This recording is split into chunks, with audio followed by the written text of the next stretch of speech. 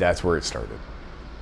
I didn't know the plot, I didn't know the characters, I didn't know anything other than the main character would have some kind of psychic ability. So Farsight is a psychic science fiction thriller set in our modern day with horror elements, superpowers, and a young gay protagonist. Its central themes are accountability and connectivity and kinship, and at its center, it's a story of reconciliation and growth. I've always been a creative writer. Like, I've written in the past short stories, fan fiction, little snippets. I chose the genre and the approach and style of how I was going to tell the story. A lot of it from my influences growing up. I've always been an avid reader. I love Stephen King, I love X-Men comics, I love science fiction, Joan DeVinge, Robert Heinlein, Frank Herbert.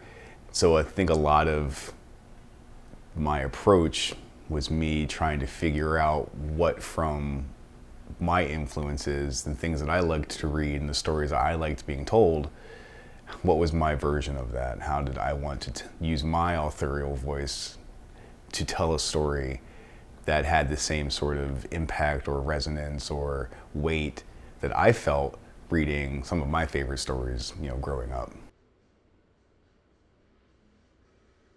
I've been working on this manuscript, actively writing it, actively writing the narrative for over 10 years. I've worked on the project from when I first decided that, hey, I'm gonna write a book.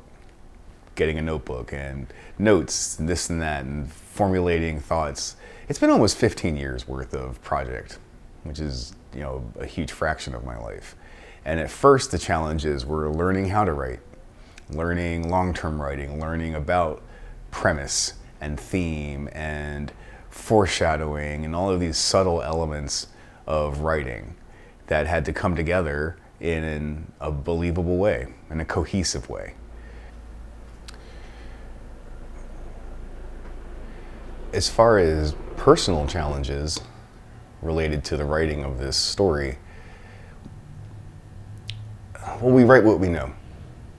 And so I've worked very hard to develop a sort of credibility in that I'm not writing myself at all.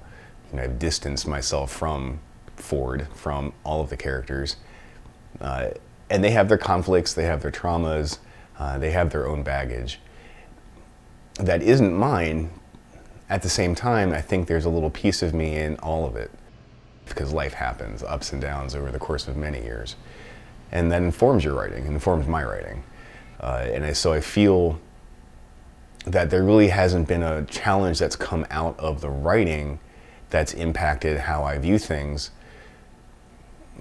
more so than the experiences of my life better informing what is happening on the page, so that it's much more authentic and real.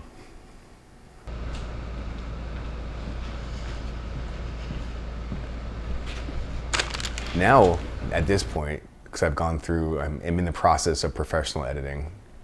I have an editor now, and the feedback that I have received and what I'm doing now at this point, as far as refining narrative or fleshing out certain aspects, or if it's not the same sort of challenge as when I first started off.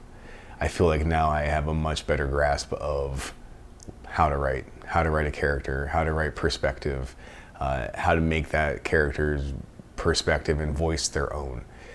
I think now, at this stage in this particular project, it's more about fine-tuning things. I am in developmental editing right now. I'm finishing that process up. And so developmental editing is content. It's the story structure, it's characterization, it's character development, it's pacing, it's the story. Does it work? After developmental editing is line editing, which is more technical, like sentence structure, paragraph structure. Though in the edit letter that I received when I got their feedback was that there was not a whole lot to do in that regard, and that what is there can be folded in to the developmental editing process now. What comes after editing is preparing it for publishing submission. chopping it out to see if there's a bite. So I feel it's so very close. I feel it's so close. Having it received for editing is a huge step. It's a huge milestone. I feel like it crosses a certain threshold that makes publishing that much more attainable and that much closer. And I feel like it's right there.